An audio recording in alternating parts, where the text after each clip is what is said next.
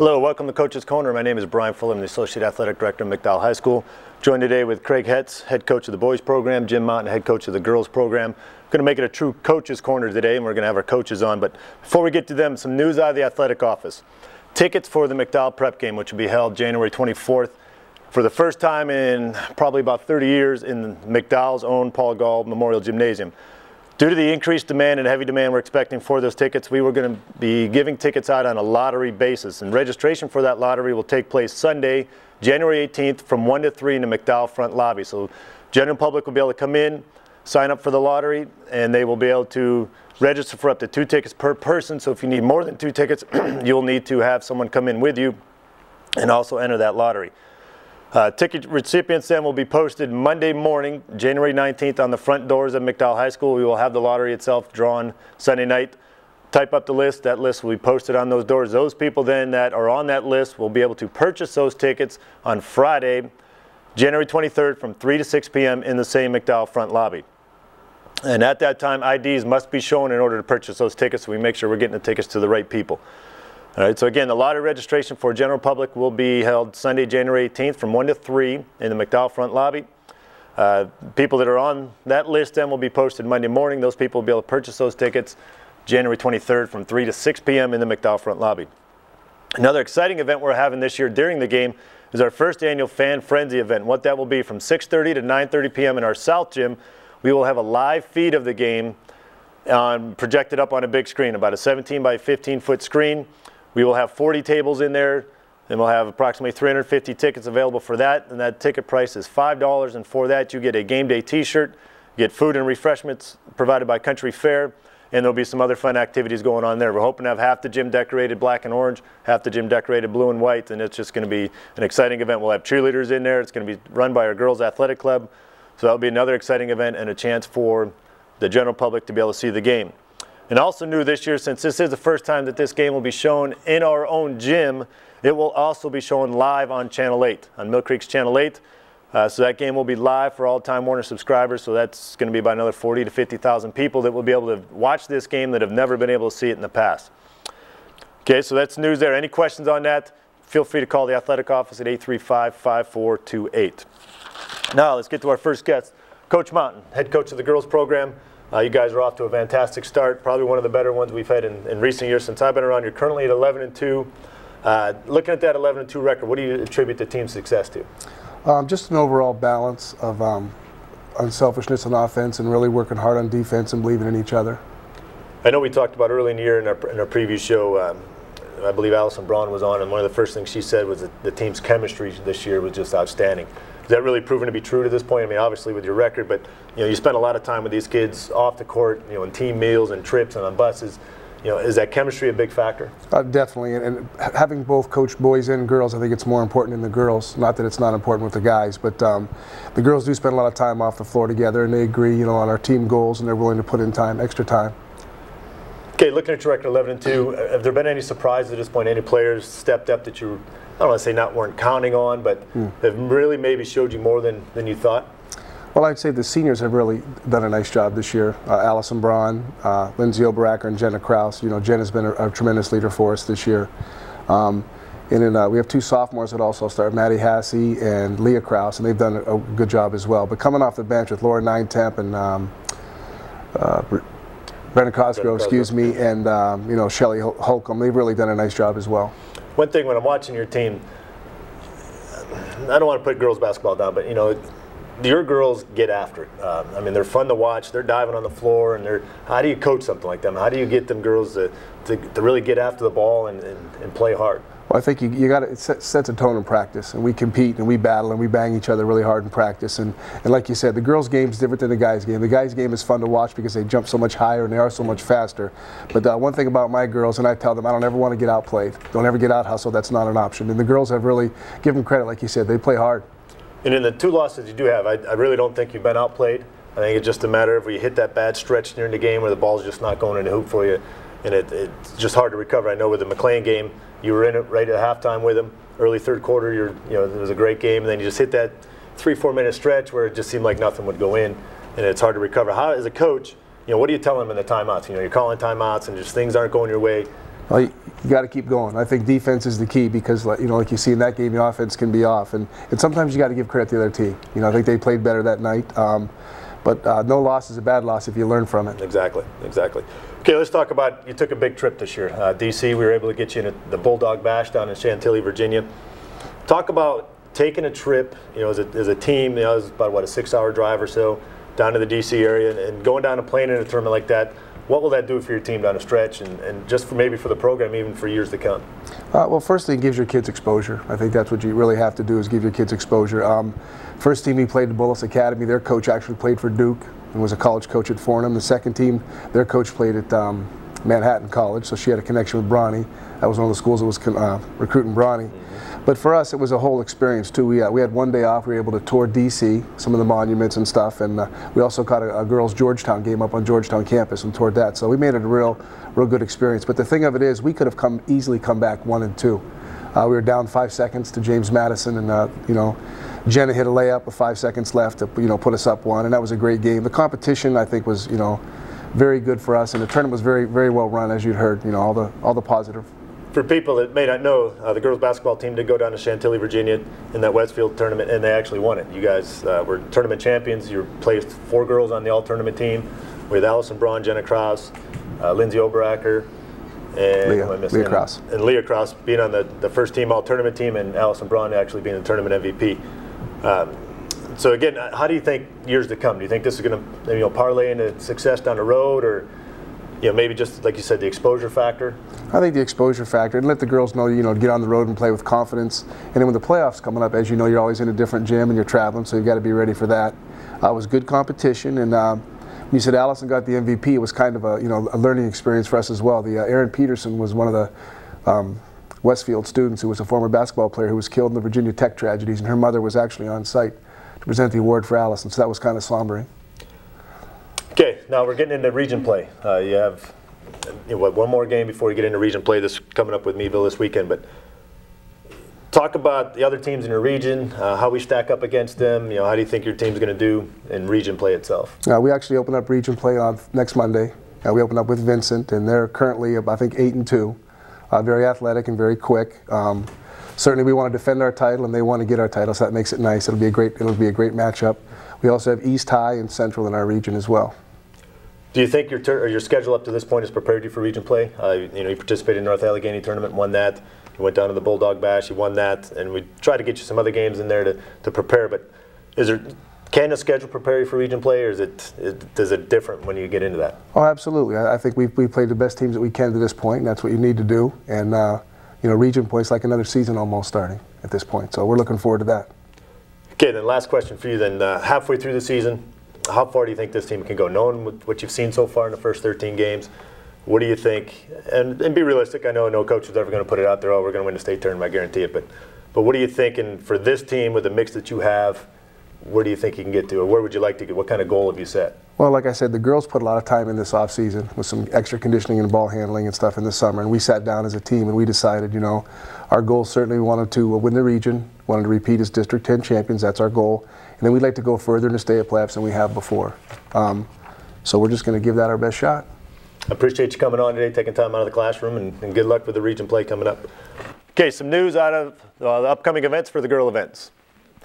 Our girl bowlers will participate against East on Wednesday the 14th at 3:45 out at Eastland Lanes. I was able to see a bowling match last week, and it's actually pretty exciting to watch. They're actually fun, so if anyone can get out to a bowling match, it's well worth your time. Our swimmers will also swim against East on the 15th. That's a 6 o'clock start, and that will be at East High School.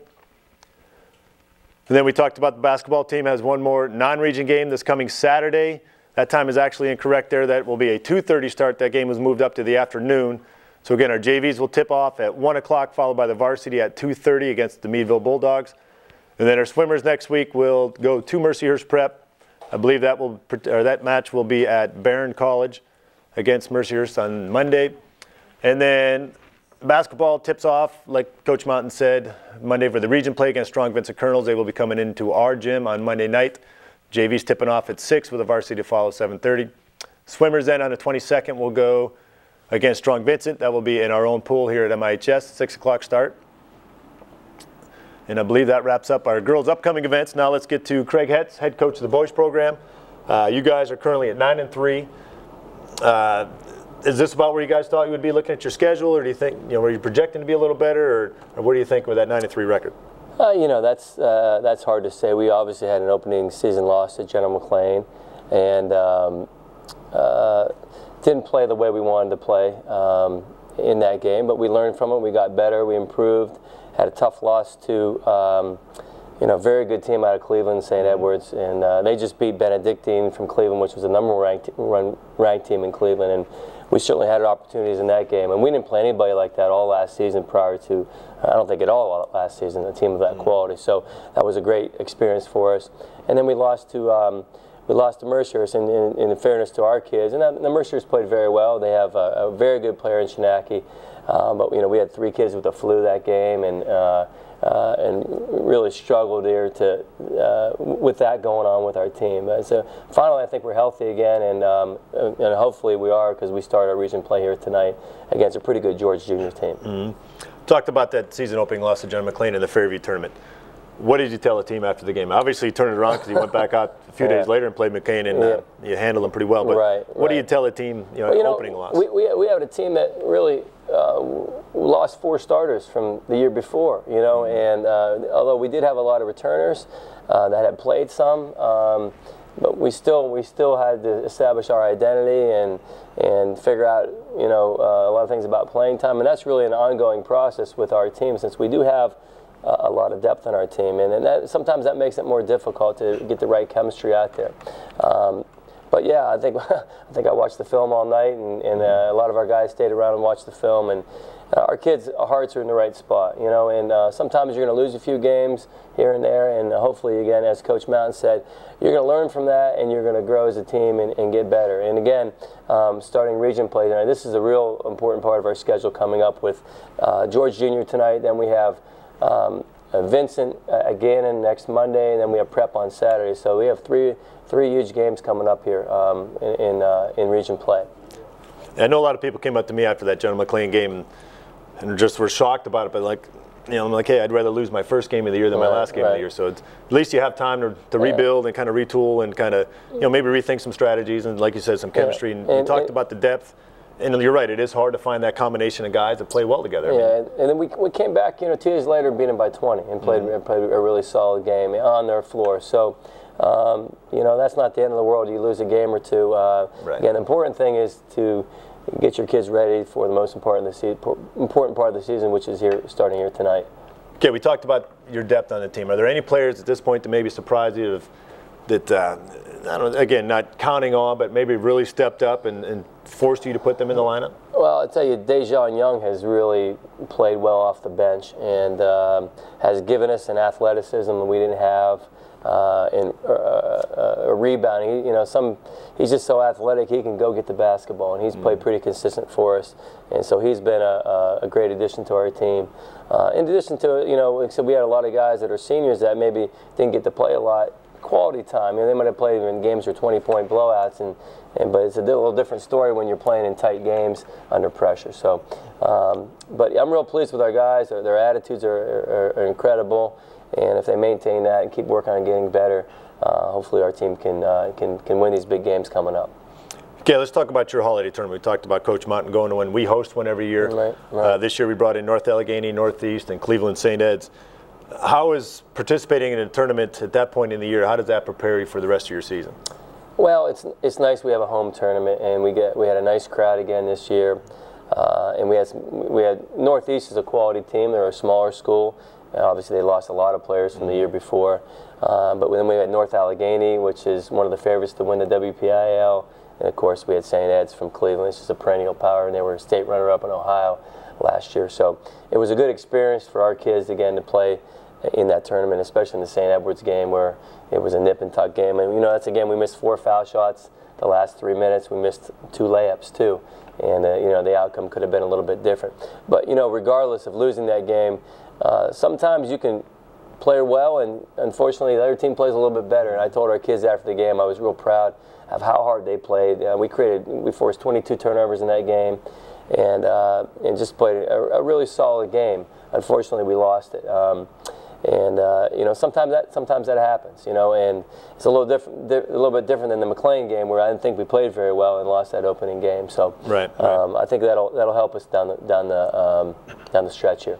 Okay, we talked about region play starting tonight with George Jr. Maybe talk about the region, who the teams are. Central dropped down to AAA this year, but we still have obviously Prep and George Junior Republic, who's much improved from last year. Very athletic. We play them tonight.